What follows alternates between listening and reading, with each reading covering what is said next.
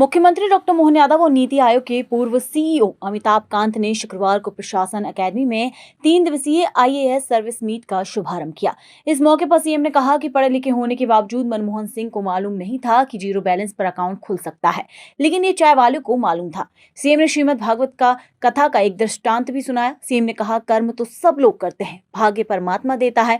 आपने इस मार्ग पर चलते हुए न केवल कर्म किया बल्कि भाग्य भी पाया, इसलिए मैं आपको दोनों तरफ से बधाई देना चाहता हूँ।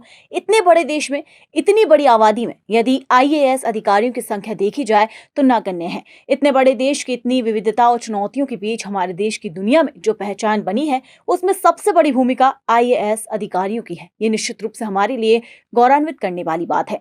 21 दिसंबर को वोट रेस से शुरुआत। सुबह सर्विस मीट की शुरुआत बोट क्लब पर वोट रेस से होगी। इसके बाद T20 football, cooking competition, T5 cricket, fun game, painting, badminton, table tennis, pool, carrom, billiard, bridge और अंताक्षरी का आयोजन किया जाएगा। अरेरा क्लब में ही डीजे नाइट होगी। 22 दिसंबर को होंगे ये कार्यक्रम।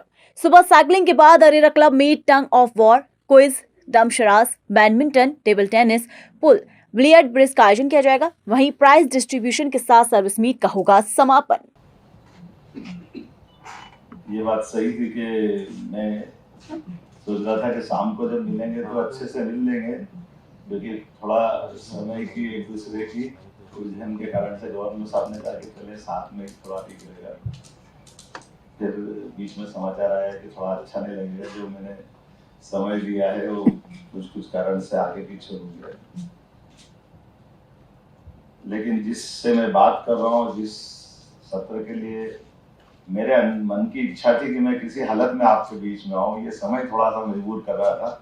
इसलिए हर हालत में परमात्मा जो चाहता है अंदर से वही होता है। हमने का समय निकाले चले। ये एक अलग प्रकार की आपकी सर्विस है, जिस सर्विस के माध्यम से आपने अपने जीवन में तो इसको अंगीकार किया है।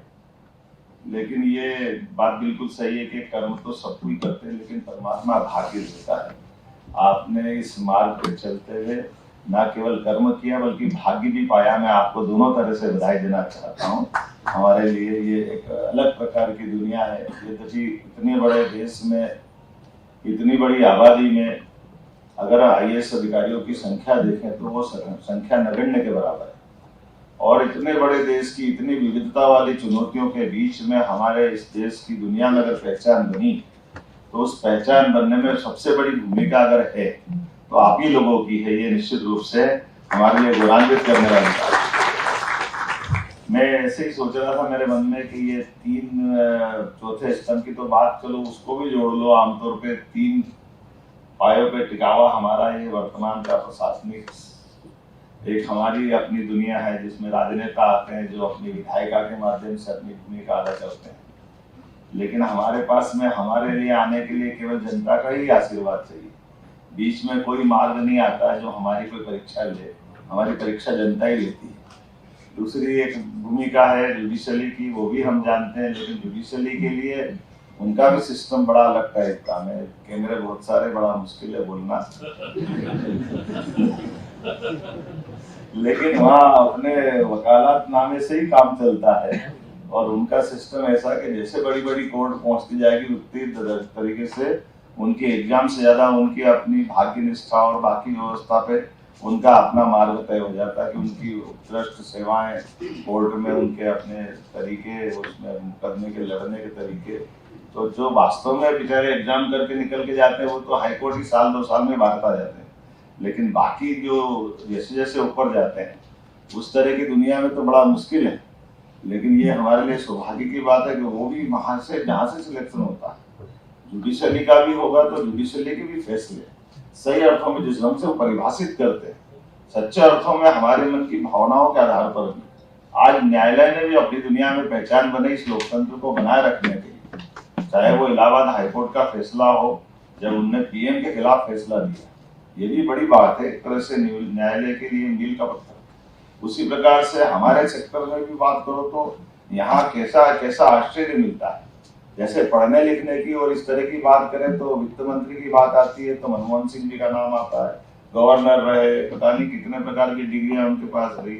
पीएम भी 10 साल तक रहे। लेकिन उनको ये मालूम नहीं कि जीरो बजट में भी जीरो अकाउंट में भी बैंक का अकाउंट खुल जाता है, पैसा कुछ नहीं और बैंक अकाउंट खुल जाए।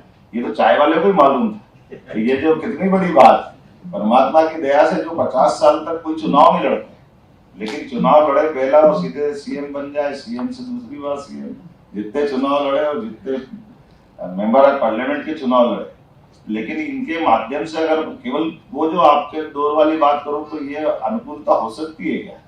दोनों की अनुकूलता तो नहीं हो सकती। लेकिन मैं और इसमें केवल एक श्रीमद् भागवत का एक अच्छा दृष्टांत सुनाता हूँ, मुझे तो बड़ा मजा आता है। एक बार अपने समझता हूँ कि शायद अपनी बिरादरी का ही कोई आदमी होगा जिसके दिमाग में चला होगा। ऐसे कहते हैं कि एक व्यक्ति के जीवन में सदैव सर्विस में आपको जब देखता हूँ तो मैं सच में आपके लिए मन में मेरी बहुत श्रद्धा आती है कि सुबह से लेकर रात तक हमको लगता है कि हम काम करते हैं, लेकिन हम तो काम का ऑर्डर देके भूल जाते हैं। वो पूरे अमली जामा पहनाने के लिए जो ताकत लगाते हैं, जैसे अभी इस सत्र की बात करते हो 8 विधेयक इतनी जल्दी आ जाए, 19 विभागों का समन्वय करके, ये कोई कम बड़ी बात नहीं। निर्णय करना सरल है, लेकिन निर्णय का एग्जीक्यूशन कराने के लिए जो आपने उसको कानूनी अमली जामा पहना देते हैं, वाकई गजब कर देते। तो मैं उस घटना को सुनाता हूँ। एक व्यक्ति जीवन भर अपना कोई कारण से शरीर छूटा है IAS अधिकारी का, और वो ऊपर गए चित्रगुप्त के पास हिसाब करने, सुनने का भी मेरे को किधर जाना। तो उनके अपने चित्रगुप्त के तरीके दूसरे थे, वो भक्ति भाव वाले थे। उनने कहा भाई तुमने जीवन भर कर्मवाद तो करे, पर कर्मवाद से तुमने कई बार तुम्हारे हाथ से भी उल्टा पुल्टा काम हो गया, तो इधर नहीं जाना, तुमको दूसरी तरफ भी जाना है। तो उन्होंने कहा दो ही मार्ग है, या तो सुख के या दुख के। तो ये दुख में बोले अच्छा एक काम अच्छा करा। बोले क्या अच्छा करा? उनने कोई ऐसा काम बताया जिस काम के आधार पर उसको 20 मिनट का सुख मिलना था। उन्होंने कहा ठीक है 20 मिनट का सुख मिलना है, यानी 1 घड़ी का सुख मिलना है, तब 1 घड़ी का स्वर्गलोक में जाना, बाकी समय तो उसका उल्टा ही बता दिया। तो उन्होंने कहा ठीक है अच्छा इसमें बताओ मेरे को क्या। बोले आप ऐसा करो, इसमें मेरे को दोनों में से क्या चुनना है? बोला आप यहाँ आपकी इच्छा चलेगी, आप स्वर्ग में जाओ या नर्क में जाओ, आपके हाथ में। तो बोला अच्छा ठीक है। तो बोले मेरे को नर्क में जाना, तो मैं स्वर्ग में जाने का मार्ग तय करता हूँ। और उन्होंने स्वर्ग में जाने की बात करी। स्वर्ग में क्या मिलता है बताओ, मेरे पावर क्या है, मेरा अधिकार क्या है, सारा डिटेल जानकारी निकाली। तो मैं अभी तक स्वर्ग में इतने लोग आए, ऐसी बात करने वाला कोई नहीं आया कि ये अधिकार क्या है। लेकिन उन्होंने कहा ठीक है भैया, अब आपने कहा तो उन्होंने कहा यहाँ तो जो मांगो वो मिलता है। बोले जो मांगो वो मिलता है? बोले पक्का? हाँ ठीक है। कितनी देर मिलेगा? बोले मिलेगा 20 मिनट, लेकिन आपको जो मांगो मिलेगा। तो उन्होंने कहा चल मेरे को कहा यहाँ का राजा कौन है? बोले वो स्वर्ग का राजा तो इंद्र है। तो इंद्र के पास ले चलो। इंद्र के पास गए, 2 मिनट उसमें लग गए। उन्होंने कहा बताओ आप क्या, तुमको क्या चाहिए? बोले यार मुझे बताया गया कि जो मांगेगा सब मिलेगा। बोले हाँ सब मिलेगा। तो बोले मुझे इंद्रासन चाहिए।